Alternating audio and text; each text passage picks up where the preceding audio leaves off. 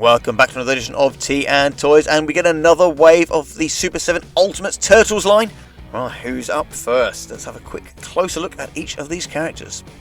Punka Donatello, yes, absolutely fantastic looking figure. All of them so far have knocked it out of the park. Some accessories could have been included here and there, some of the other characters. But looking at this Donatello, you've got a full range of hands, 3 different heads. Casey Jones still didn't get a spare head. I will mention it.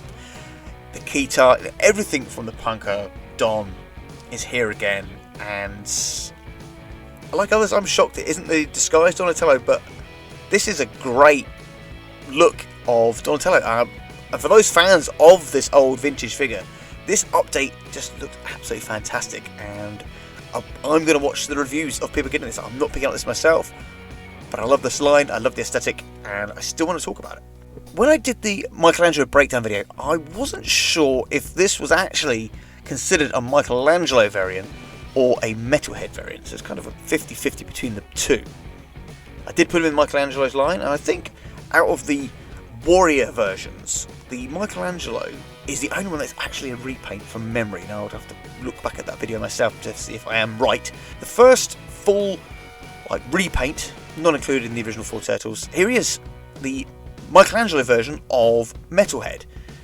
A lot of the same accessories, obviously comes with nunchuckers, it's something different. I think it actually comes with another head, make it a little bit more different from the original release. I know there were complaints about the original release, like unable to stand up and so on and so forth, so maybe that's been fixed on this one.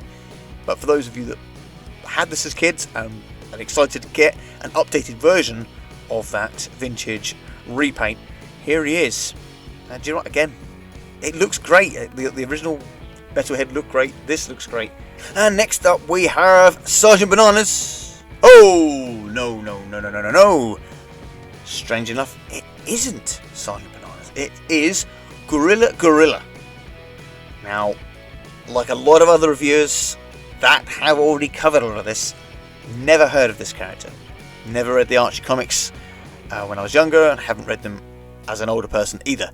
So yeah, an interesting look, and going from what Brian said on an interview with either, was it Veebs from Swoosh or was it Pixel Down?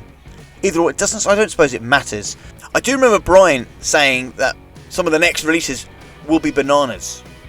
Now, was that a hint at Guerrilla Gorilla, or was Guerrilla Gorilla actually meant to be Sergeant Bananas, and there is some shenanigans, let's say, in regards to rights issues? Does the original creator of Sergeant Bananas still have some kind of rights or issues? Or maybe this is just Super 7 going, hey, we don't just have the toy rights, and NECA has the comic book rights. I actually think both of them have both rights, because it doesn't have to be an exclusivity deal. I think it's just a gentleman's agreement where Super 7 will do a toy aesthetic, an original toy aesthetic, whereas NECA will do a more comic book accurate look to each character that they release. And I'm okay with that, that's fine, because that opens up so many more Ultimates figures for Turtles fans to have, to get characters like Guerrilla Gorilla. But fingers crossed, there isn't that many shenanigans, and we will actually get Sergeant Bananas at some point down the line. Because he is his own character, and yeah, I would love to see Sergeant Bananas look a bit like this, because this guy is big. He's like 8 inches wide and 8 inches tall, and he's the first $75 figure. Glad I'm not getting this one, but look at all those accessories. Not a figure to be missed if you're really into your Turtles. Plus I want to see the review, so please pick it up. The first baddie of this wave is Robotic Bebop.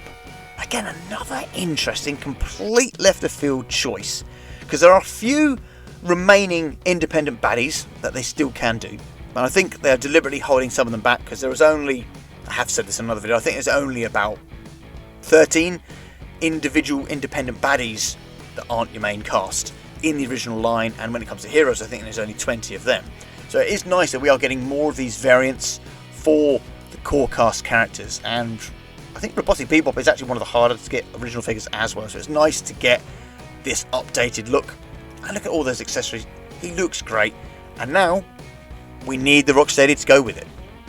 And the one figure that I may have been tempted to get from this wave is the Triceraton, because he is an individual, original character that appears in the old comics, the old TV shows, and even the modern stuff. So yeah, one of the ones I would have been tempted by. Plus, massive fan of Triceratopses. So Slag was my favourite Transformer Dinobot growing up. And what's wrong with the baddie Triceratops? But now I've seen the Triceraton, I kind of want the next Michelangelo variant to be the Triceratops version, just to again hit another left of field hit with these Ultimates lines. But I've got to say, they all look good. It's a shame I'm not picking any of them up, but this is for you guys that love this kind of stuff. So here he is. And again, although I don't cover the Disney stuff, I've got to say, I absolutely love what they're doing with the Ultimates Disney. And I won't cover these very often because I didn't cover the first two waves, but look at that. Queen of Hearts, Ben Alligator, Stitch, where's the other arms? Just saying, his other clip-on arms, and a Big Bad Wolf. There are so many different Disney things they can do that aren't just the classic movies. There's the short animations, the one-off characters that appear there. So I'm intrigued and interested to see what they do here. But yeah, I just thought a little snippet at the end there. So what do you think when it comes to the Turtles and the Disney Ultimates figures? Are you going to pick these up? Do you want a Sergeant Bananas? Or do you prefer a Guerrilla Gorilla? Or are you like me and just sticking with the core oldies? Don't forget to love, like, subscribe, and I'll see you guys in the next video.